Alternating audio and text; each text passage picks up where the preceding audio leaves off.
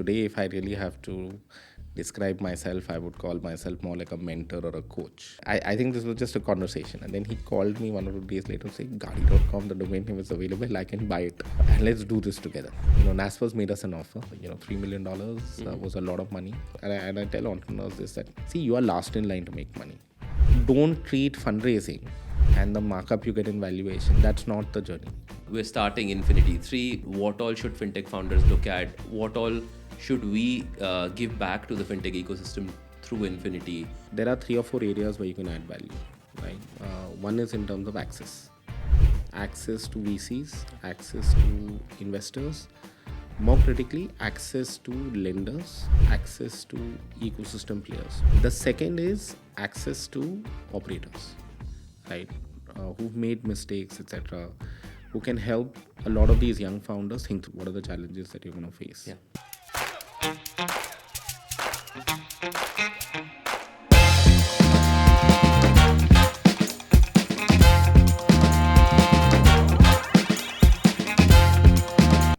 Welcome to the Founders Cut, where we bring you founders and their personal lives and stories on how they build and how you can learn from them.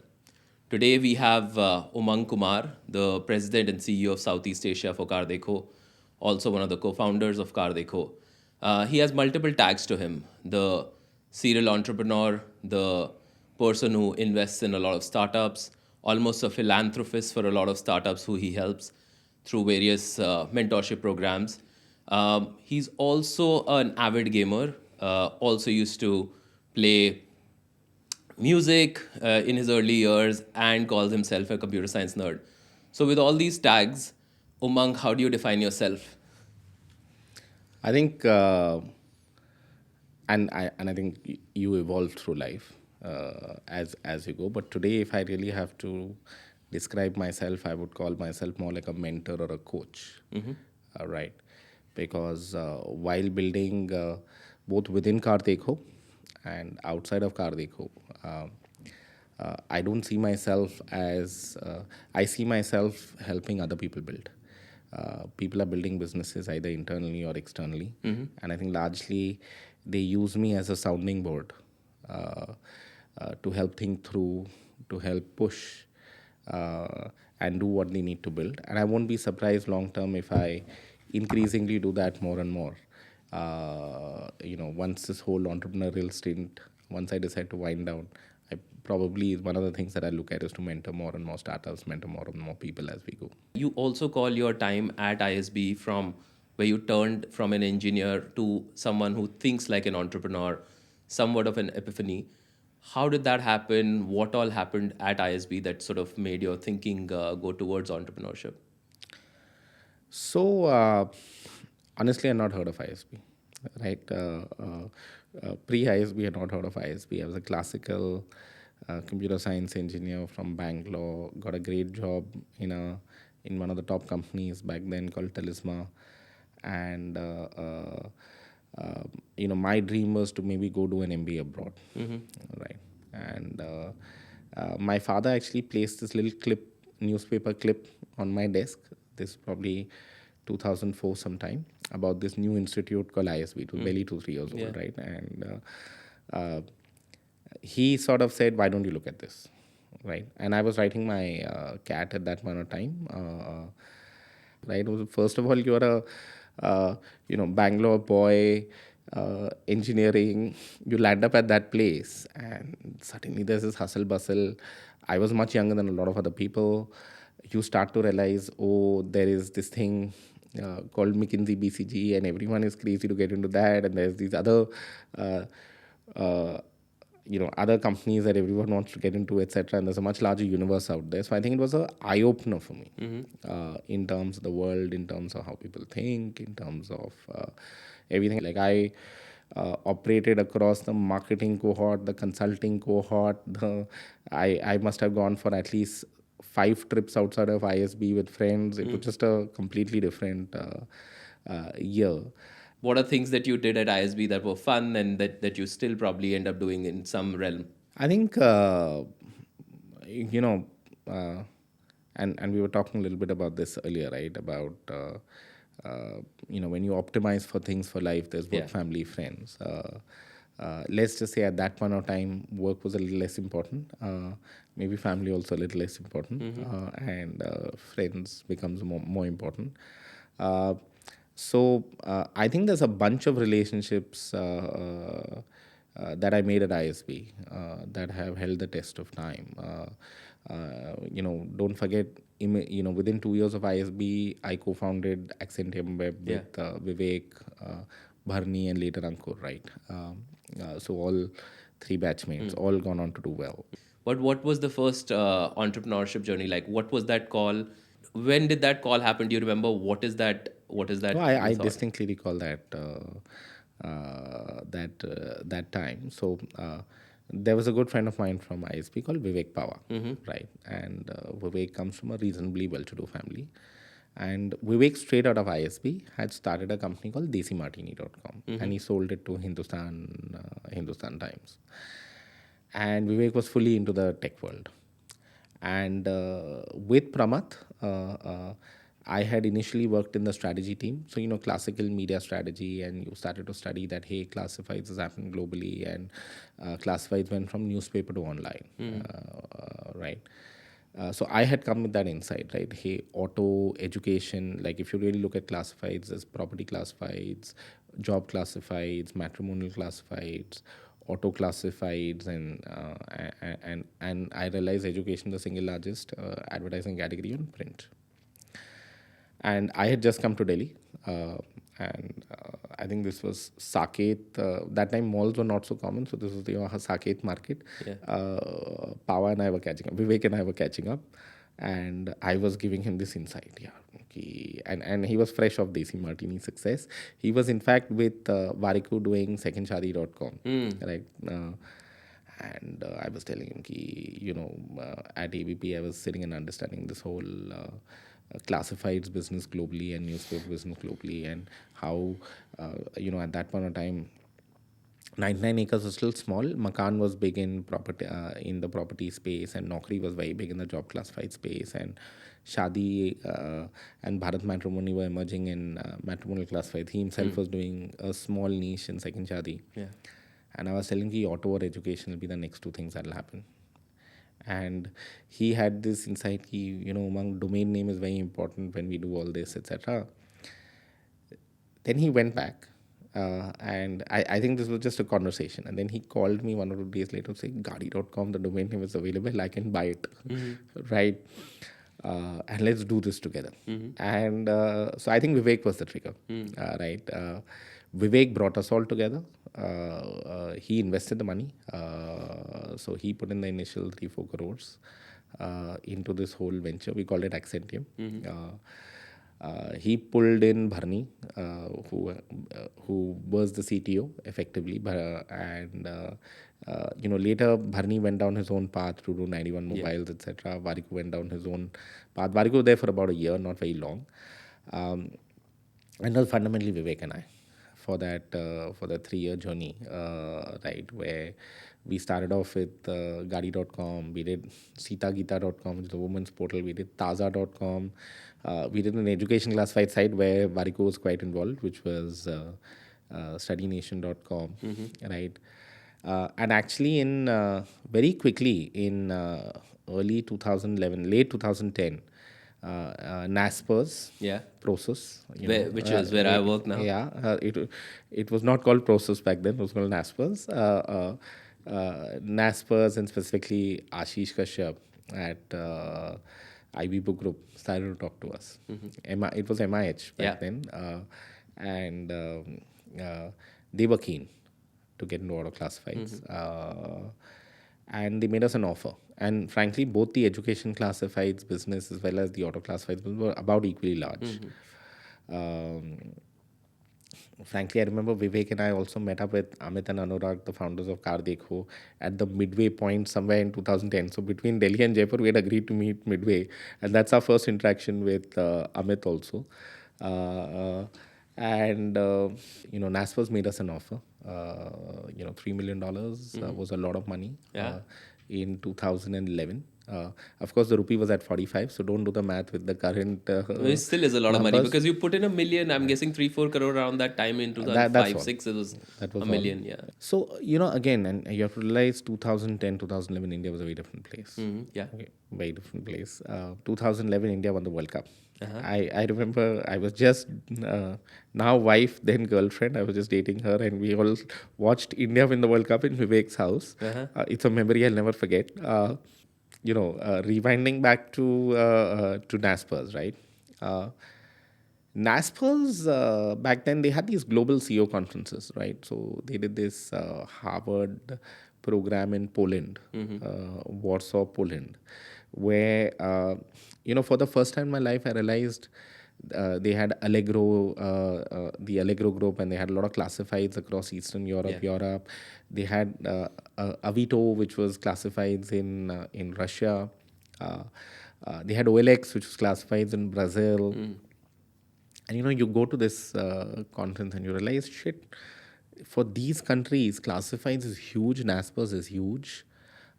This is a large space. It's a large space, and you Yeah. get to meet a lot of people, and you realize the kind of business that got built. You get exposed to large global players in the space. There was another CEO conference that they had in New York. And again, it's a repeat of the same thing. You start to realize that, okay, this ecosystem's large. One could have built auto classifieds into a much larger play than this. And I effectively decided that as soon as my 3-year lock-in gets over, I'm going to start up again. I was Interesting. crystal clear about it. And the funny thing is, I was talking to Bharni at 91 Mobiles, and I was talking to another friend with whom I played poker called Nitin Mathur, right? Let's look at the mobile space, right? And Bharni had started 91 Mobiles, and I was like, yeah, let's do this. I'll make this happen. And I'll come on board, and we'll build something over there. The funny thing is, I also spoke to Amit then for 91 Mobiles because he was building Price Dekho. Amit and Anurag were building Price Dekho, and they were like total SEO kings. Back then, Bharni was also fairly good at SEO, and I was learning through that. But when I went to sort of put in my papers with Ashish, Ashish tried to make me stay, right? Of course. And then he basically said, what will make you stay?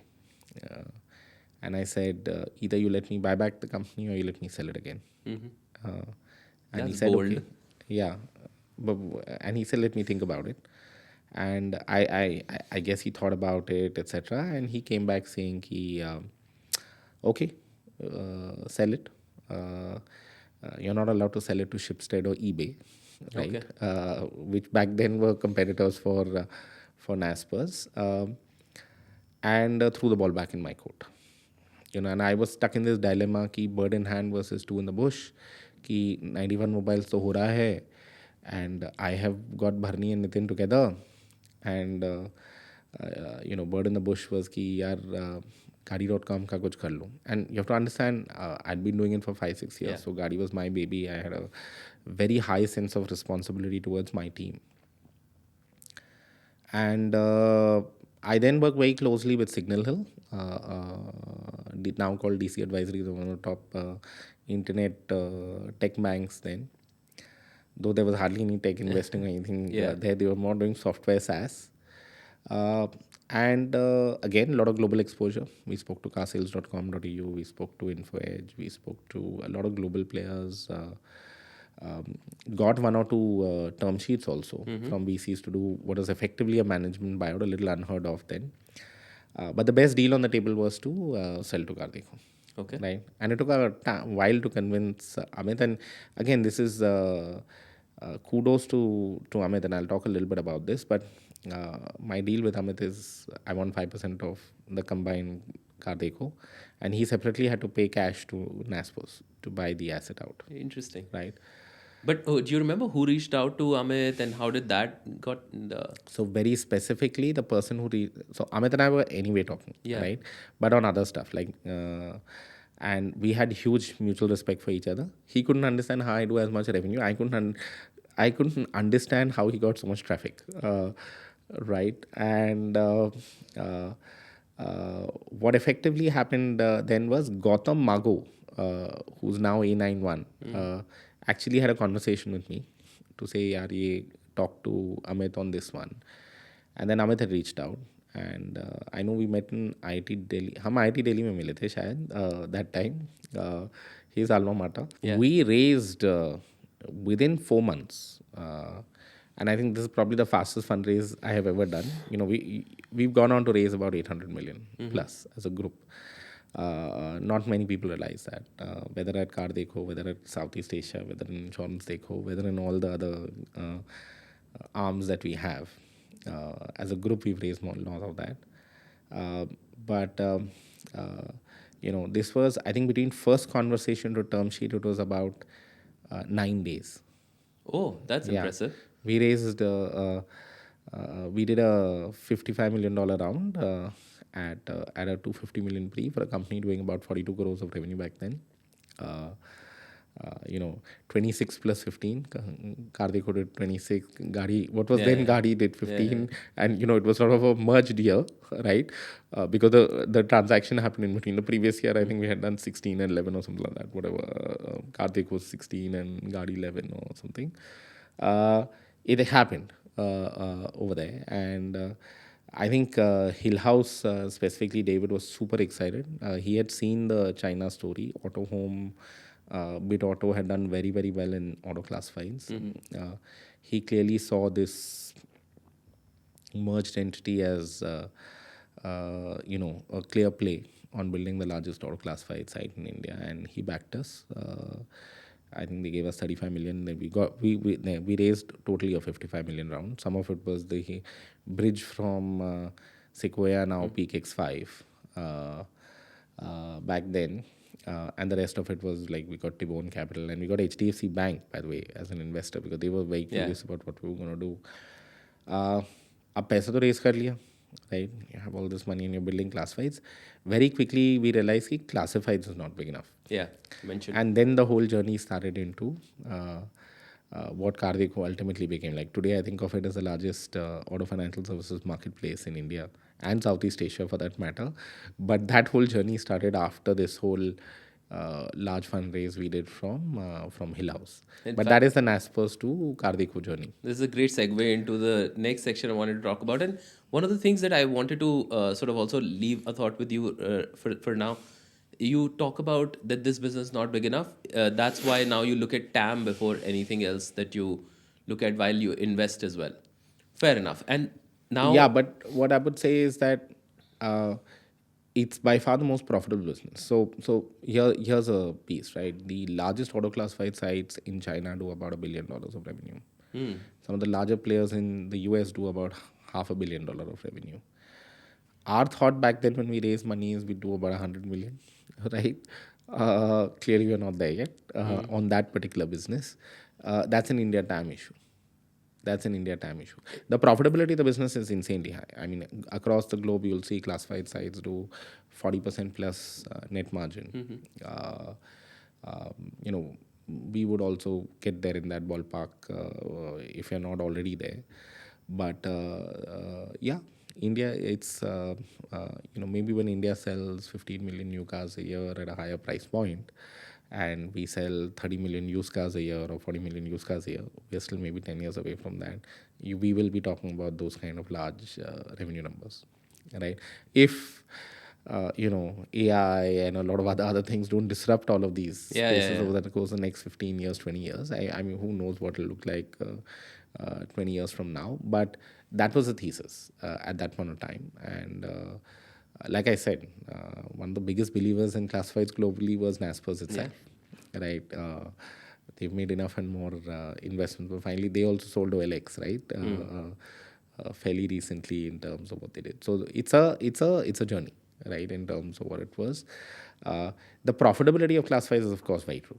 It's a very, very, very profitable business. And I think a lot of times, and I tell entrepreneurs this, that, see, you are last in line to make money. Some small little secondary you may get, it's irrelevant, right?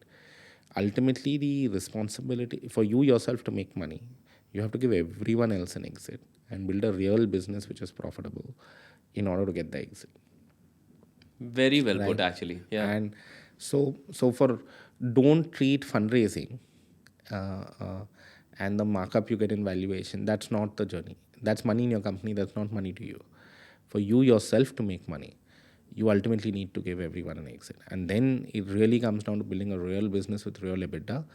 A lot of other businesses give you a lot of revenue. Profitability is very different. So because the gross margin profiles of business are different, the profitability level of businesses are different. And I'd say even today, for CarDekho, for all the success that we have, our most profitable business today, in absolute profitability or relative, is the classifieds business. It still is one of our most profitable businesses. And the early journey was, okay, used car dealer में financing कर रहे हैं, insurance कर रहे हैं, financing कर रहे हैं, insurance कर रहे हैं. We were working with Policy Bazaar, CoverFox. Then we said, okay, let's apply for our own brokerage. And we that journey, I think, started in 2016, 2017. But before we go to that, about Rupee, let's understand the financing market a little better, the size of it.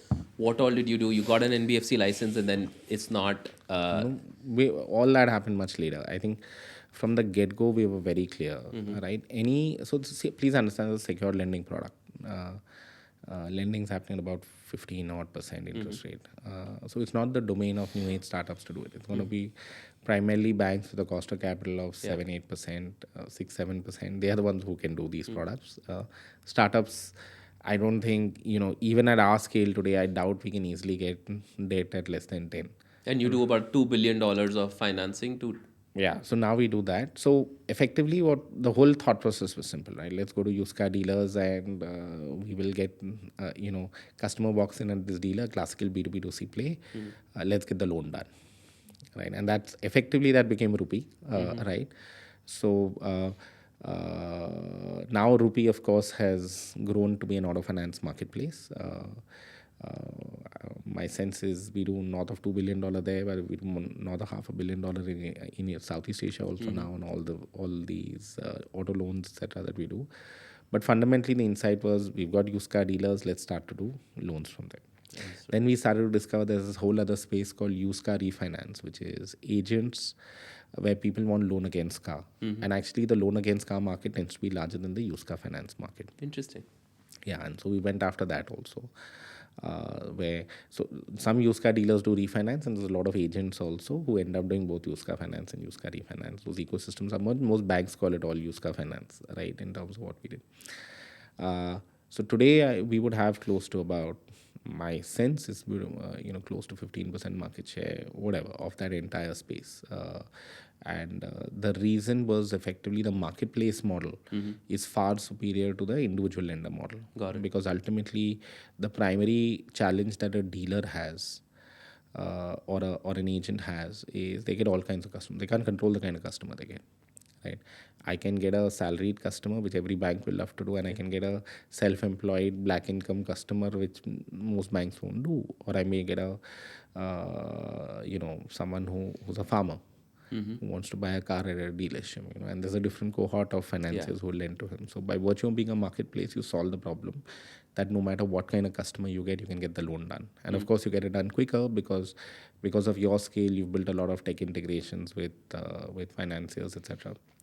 So what started off as used car finance, then did used car refinance, then did new car finance, and out there also we found a unique niche in terms of helping public sector banks who can't build distribution very easily. Yeah.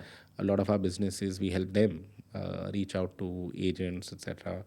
The model that way is like you're generating most of the demand for them. There are lenders at the back. We are not generating. So most of the demand is people walking in at these dealerships.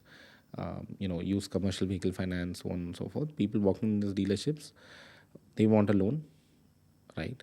The dealer or the agent reaches out to us and we get the loan done with a partner financier. Because this is your dealer network and And I think the testimony or strength of what we've built over here, more than the numbers, etc., right, is the fact that today I would say we're the only fintech startup, because most people think of us as auto tech. Very few people think of us as fintech. We're the only auto tech startup which has HDFC Bank, ICICI Bank, and Axis Bank as equity investors in our company. We have Ping An China, which is one of the largest auto finance, auto insurance players, as an investor. We have MUFG, which is I think the third or fourth largest bank in the world. I'm not sure. MUFG from Japan. They've invested in our Southeast Asia business. All of it because a lot of the portfolio that you build, right, actually is being built on the back of a lot of these partner financiers, right, and they saw synergies, they saw value, and which is part of the why all of them invested in the journey. So that to an extent is Rupee.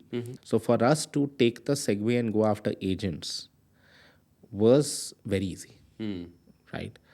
And effectively, Ankit was there at that point of time. He actually was initially in the used car finance team before he moved over to this. And he's the one who led this whole segue into going after agents. Today, the used car dealer insurance piece is, I think, quite small. This whole piece just took off. And then, of course, there's a journey. You'll go after other products as you go through that journey. And that switch from working with Policy Bazaar to having your own model to then I think scale that decision we took reasonably early, but it takes time to get a brokerage license as a process, etc.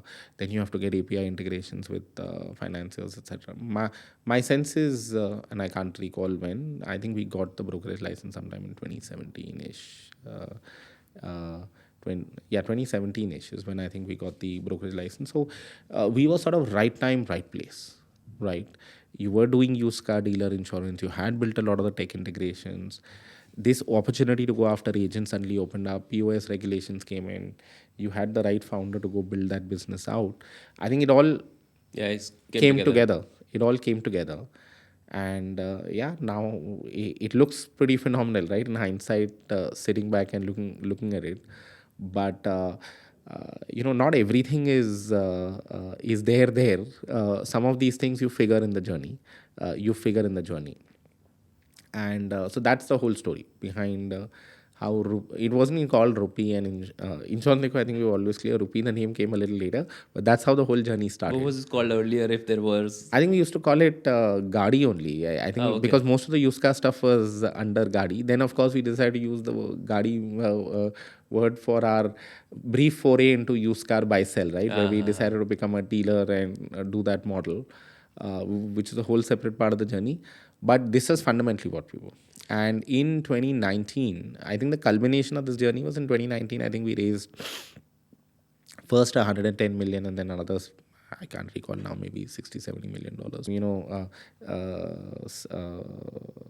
Peak X5 had sort of pushed a lot of some of the good portfolio companies to Southeast Asia, and we had set up a small piece over there, and he had spent some time and he had a sense that the market's good. And I flew to Southeast Asia for the first time, I think in June 19. You'd never gone before that? No, I was not involved in that part of the business at all. Interesting. And I went and I was like, dude, this is insane. Indonesia's double the time, double the spread. I can build a 4x larger profit business.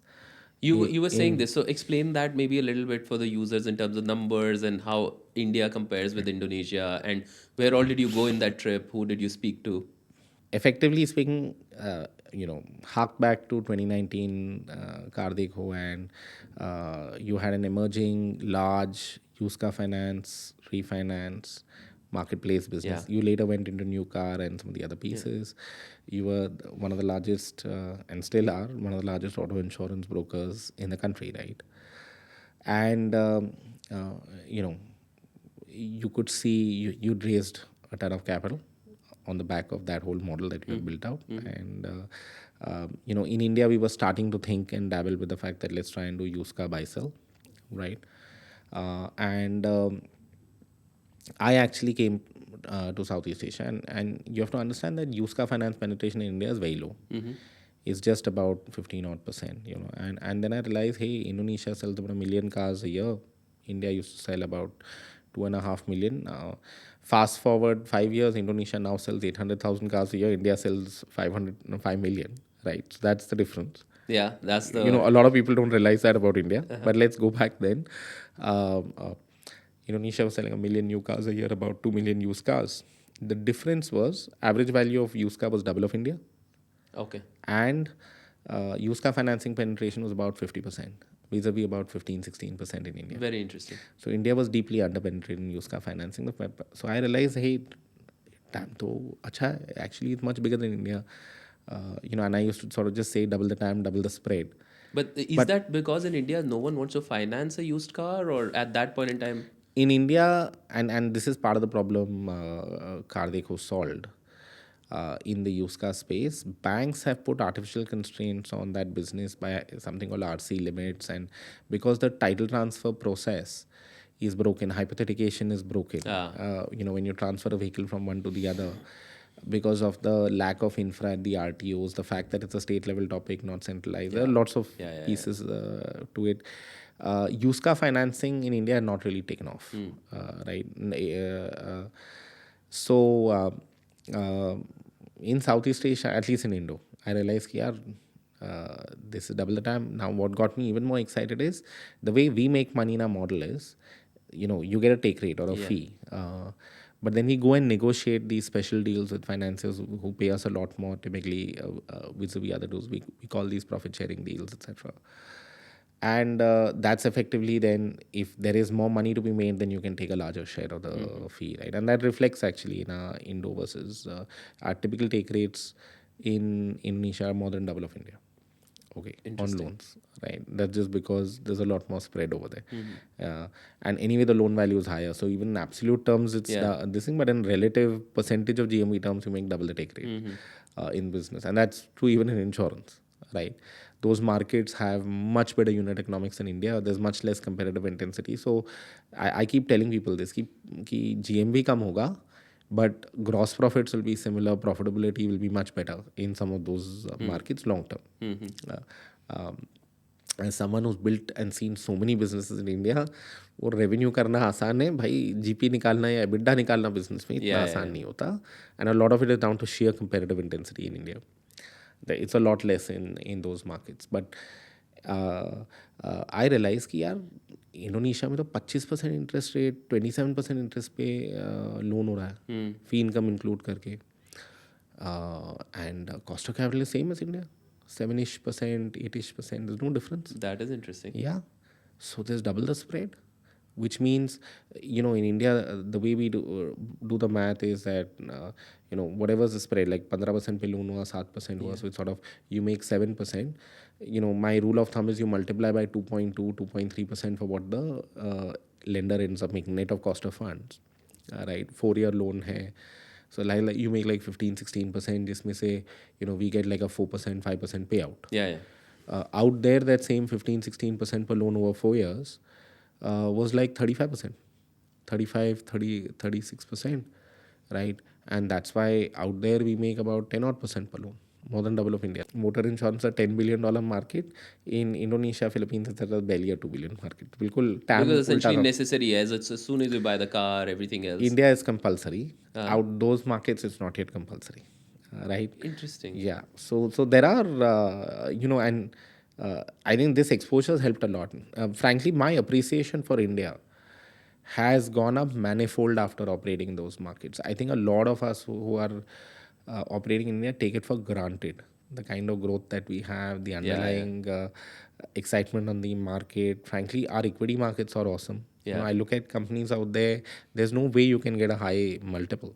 So valuations in both geographies will always be very different, right? I love that geography from a unit economics and a profitability perspective and less competitive intensity. I think all these lend themselves to build more profitable businesses, but from an exit, growth, all those other standpoints. And I gave this whole example of when new car sales have gone in Indo versus India over the course of the last 5 years, they are very different trajectories, right? Like coming back to the theme of you helping everyone else, helping and mentoring new age founders and startups, to then starting Atrium. How did that journey happen? What are you today looking at as an angel investor?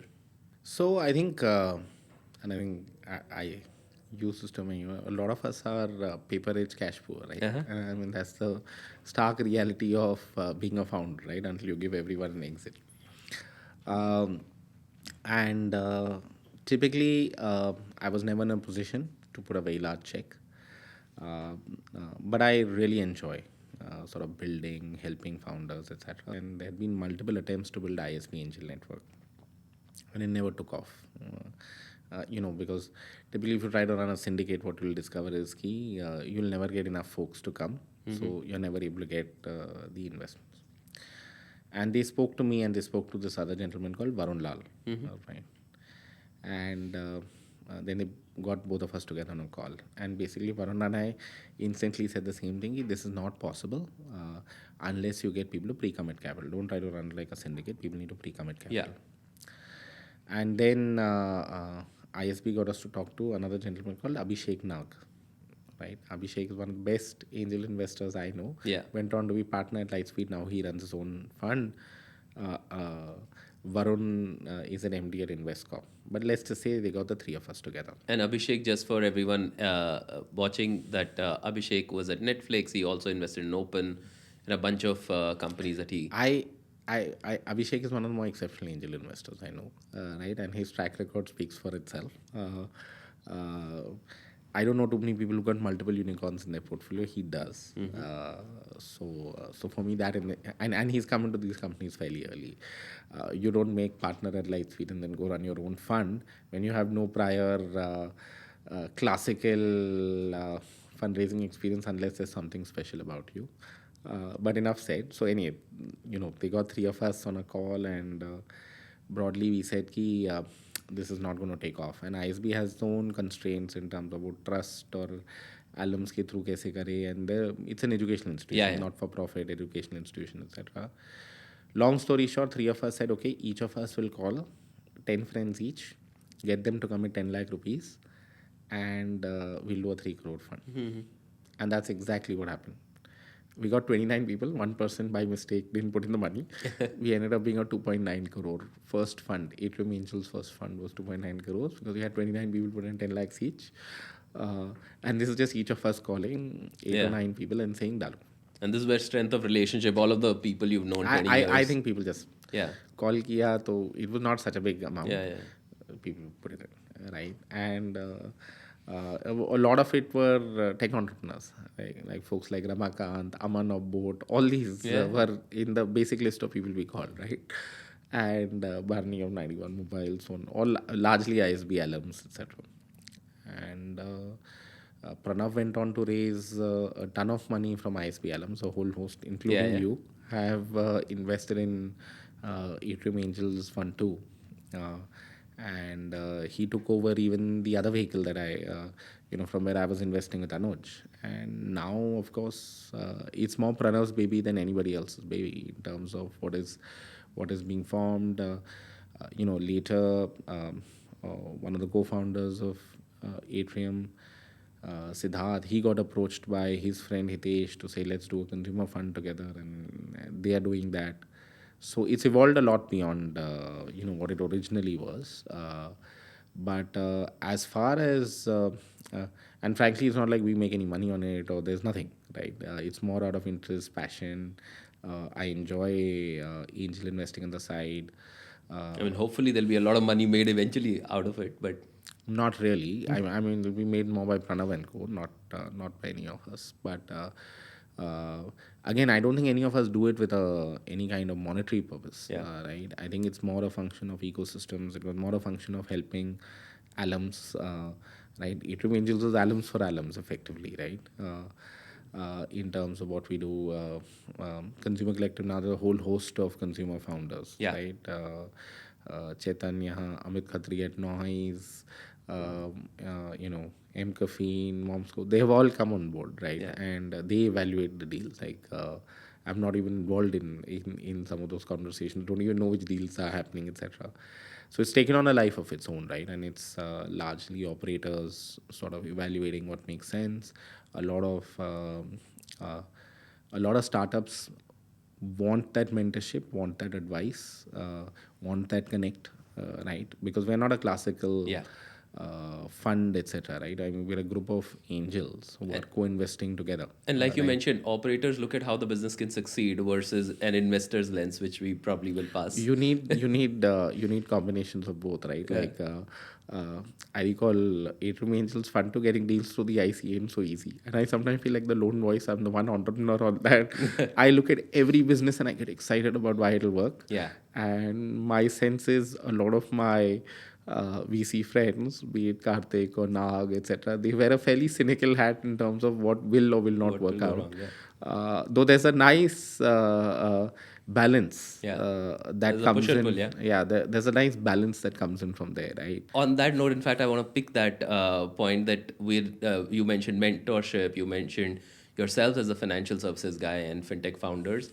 We're starting something interesting in collaboration with Atrium and Pranav, as you mentioned, is a very good friend as well. We're starting Infinity 3. In fact, applications launched today while we're shooting, whenever this will be out. But talk a little bit about that, like how and what all should fintech founders look at, what all should we give back to the fintech ecosystem through Infinity, what all should founders come to us for. Got it. So, and let me sort of think this through also and structure it, because I'll structure it as we go. I think fundamentally, as an accelerator, investor, etc., there are 3 or 4 areas where you can add value, right? One is in terms of access to VCs, access to investors, more critically, access to lenders, access to ecosystem players. Because a lot of founders, they won't know how to get an FLDG construct. They won't know who does that. In at least in our space, right? Uh, uh, how do you get capital? Who are the ones who are likely to work with early stage startups versus not? How do those things get structured? The second is access to operators, right?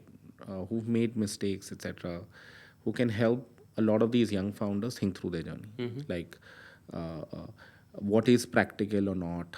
How long does it take to build certain things? What are the pitfalls that you'll face in your model? What are the challenges that you're going to face? Yeah. So access to lenders and the ecosystem, access to market participants, access to operators, and access to institutional capital. I think these are all things that fundamentally any accelerator or any sort of small micro VC fund, I think these are things they should actively work on and try to solve for. Because this is where you add value. This is where you add alpha versus just putting the money, right? In terms of what you do.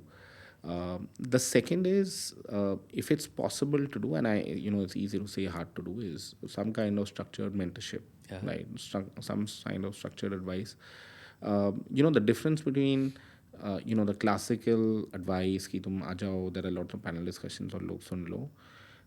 There is value to that, especially for founders who listen and understand and absorb and think it through. But there's also a lot of value to structured mentorship with high quality operators on specific businesses where they get the context. Because see, a lot of the advice is generic. Yeah. The minute you have very specific context about the challenges an entrepreneur is facing, then your advice becomes much more specific, right? So I think all of that experience comes in handy, and hopefully for entrepreneurs who apply to Infinity this will also come in handy. Thank you so much for patiently answering all of these Thank you, questions. Rishi. I also got to learn a lot about the financialization of the business. I mean, especially that Indonesia India comparison. I think I will go back and look at some of these numbers, because those are very interesting markets. But thank you so much for taking the time, and thank you so much for taking us through your entire personal, professional life and journey in itself. So thank you so much for making the time. Thank you, Vishi. Thank you.